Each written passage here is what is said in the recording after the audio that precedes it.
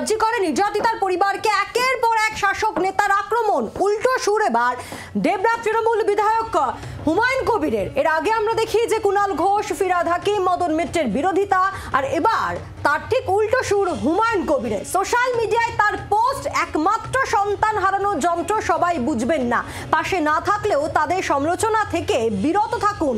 আমি প্রথম দিন থেকেই বলে আসছি সঞ্জয় রায় একমাত্র অপরাধী।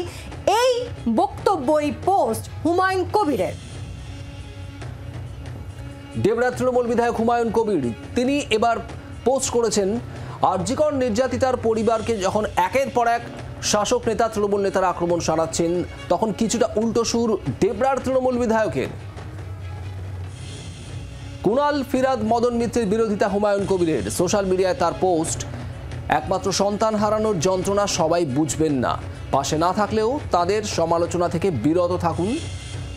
আমি প্রথম দিন থেকেই বলে আসছি সঞ্জয়ই একমাত্র অপরাধী, এ কথাও যেমন বলছেন, এবং এর পাশাপাশি নির্যাতিতার পরিবারকে সমালোচনা থেকে দূরে থাকার বার্তাও দিচ্ছেন দেবরা তৃণমূল বিধায়ক হুমায়ুন কবির। যখন মদন মিত্র থেকে কল্যাণ বন্দ্যোপাধ্যায় একের পর এক তৃণমূল নেতা সমালোচনা করেছেন, সমালোচনার সরব হয়েছেন নির্যাতিতার পরিবারের সমালোচনায়। প্রবীর চক্রবর্তী আমাদের প্রতিনিধি রয়েছেন আমাদের সঙ্গে। প্রবীর, ঠিক কি পোস্ট করেছেন হুমায়ুন কবির এবং কি বক্তব্য তার? নিহত নির্যাতিতা পরিবার, বিশেষ করে বাবা মা, তারা কলকাতা হাইকোর্টে জানিয়েছে যে তারা সর্বোচ্চ সাজা চান না, অর্থাৎ ফাঁসি তারা চান না। এরপরে দেখা গেছে যে তৃণমূল কংগ্রেস একাধিক নেতৃত্ব প্রথম সারি তারা কার্যত সমালোচনা করেছেন নির্যাতিতার বাবা মা, যে তারা কি চান। কেউ বলেছেন যে তারা বামেদের মুখপাত্র হয়ে কাজ করছেন, কেউ বলেছেন বাম বিজেপির ষড়যন্ত্র দ্বারা লিপ্ত, কেউ বলেছেন যে কম্পেনসেশন চান না, দাঙ্গা চান, কেউ বলেছেন এখতিয়ারে থাকুন। এই বিভিন্ন বিষয় দ্বারা তৃণমূল নেতাদের মুখ থেকে উঠেছে। এবং দেখেছি গতকাল নন্দিনী পাল, প্রয়াত সাংসদ, তার স্ত্রী, তিনি সরব হয়েছিলেন কুণাল ঘোষের বিরুদ্ধে। কিন্তু আজকে উল্লেখযোগ্যভাবে দেখা যাচ্ছে যে তৃণমূল কংগ্রেসের বিধায়ক, প্রাক্তন আইপিএস তৃণমূল কংগ্রেসের দেবরার বিধায়ক, তিনি কার্যত এই নেতাদের নাম, তিনি যদিও নাম করেননি, কিন্তু তিনি কার্যত মনে করাচ্ছে যে এই নেতাদের বিরুদ্ধে সরব হয়েছেন। তিনি সোশ্যাল মিডিয়া আজকে পোস্ট করেছেন যে একমাত্র প্রতিষ্ঠিত সন্তান হারানোর যন্ত্রণা সবাই বুঝবেন না, পাশে না থাকলেও তারা যাই করুন বা যাই বলুন তাদের সমালোচনা করা থেকে বিরত থাকুন। এটা কে বলছেন? যে তৃণমূল কংগ্রেসের বিধায়ক দেবরাজ, প্রাক্তন আইপিএস, একজন দক্ষ অফিসারও ছিলেন। তিনি কার্যত ওই ববি হাকিম, কুণাল ঘোষ, মদন মিত্রদের নাম না করে অভয় বাবা মার সমালোচনা করা থেকে বিরত থাকার পরামর্শ দিচ্ছেন, এবং সেটা দিচ্ছেন তৃণমূল কংগ্রেসের বিধায়ক। স্বাভাবিকভাবেই বিষয়টি কিন্তু একটা তাৎপর্যপূর্ণ বলে মনে করছে রাজনীতি। একেবারেই প্রবীর, ধন্যবাদ। দেবরা তৃণমূল বিধায়কের এই পোস্ট, সেটা আরো একটু জল্পনা এবং বিতর্কে ইন্ধন দিল, তার কারণ একাধিক তৃণমূল নেতা যখন নির্যাতিতার পরিবারকে তাদের ভূমিকাকে সমালোচনা করেছেন, ঠিক সেই জায়গাতেই দেবরা তৃণমূল বিধায়ক হুমায়ুন কবির তিনি বলছেন যে এই সমালোচনা একটু চিন্তা ভাবনা করে করা উচিত, তার কারণ যারা একমাত্র সন্তানকে হারিয়েছেন সেই যন্ত্রণা তারাই বুঝবেন, পাশে না থাকলেও তাদের সমালোচনা থেকে বিরত থাকুন, এই বার্তাই দিয়েছেন হুমায়ুন কবির। আর এখানে আপনাদের শোনাবো গতকাল তৃণমূল নেতা, কামারহাটি তৃণমূল বিধায়ক মদন মিত্র, তিনি এই নির্যাতিতার পরিবারদের উদ্দেশ্যে ঠিক কি বলেছেন।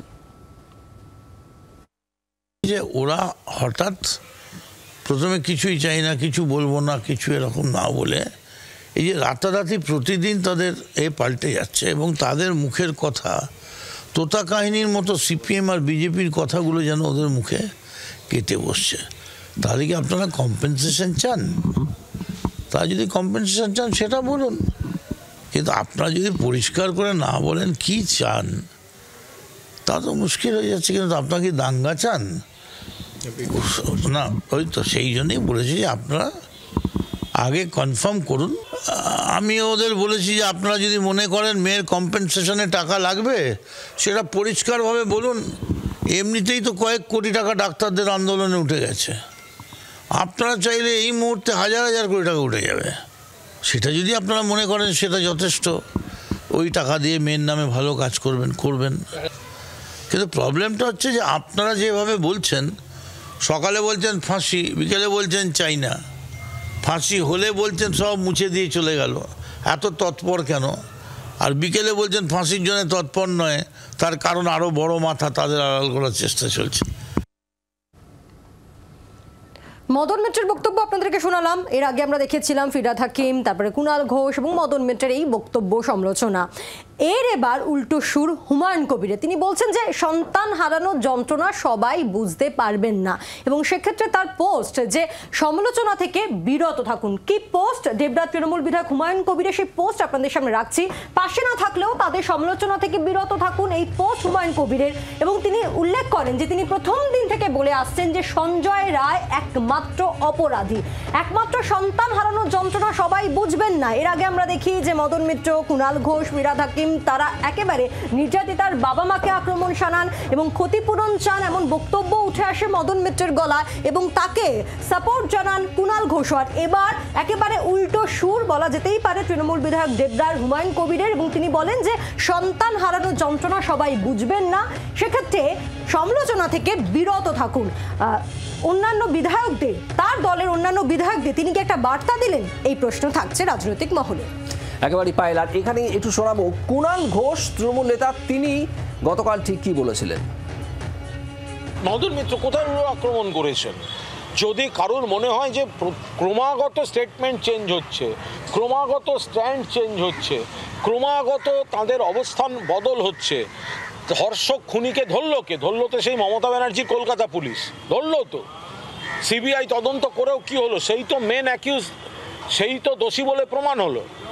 তো তাহলে এরা কোনো কিছু মানবেন না, আর শেষে বলছেন মুখ্যমন্ত্রীকে জড়াচ্ছেন। তো তাহলে যারা তৃণমূল কংগ্রেস সৈনিক, যারা মমতা বন্দ্যোপাধ্যায়ের সৈনিক, পূর্ণ সহমর্মিতা জানিয়েও তাদের এই আক্রমণ, বিরোধীদের মুখপাত্র হয়ে যেভাবে তারা তাদের আবেগকে ব্যবহৃত হতে দিচ্ছেন রাজনৈতিকভাবে, তো তার প্রতিবাদ্য হবে। তারা যদি তাদের মেয়ের ধর্ষক এবং খুনির বিরুদ্ধে কড়া স্টেটমেন্ট করেন 100 বার সমর্থন, কিন্তু তারা যদি তার আড়ালে রাজনৈতিক কড়া স্টেটমেন্ট করেন, তার উত্তর রাজনৈতিকভাবেই যাবে।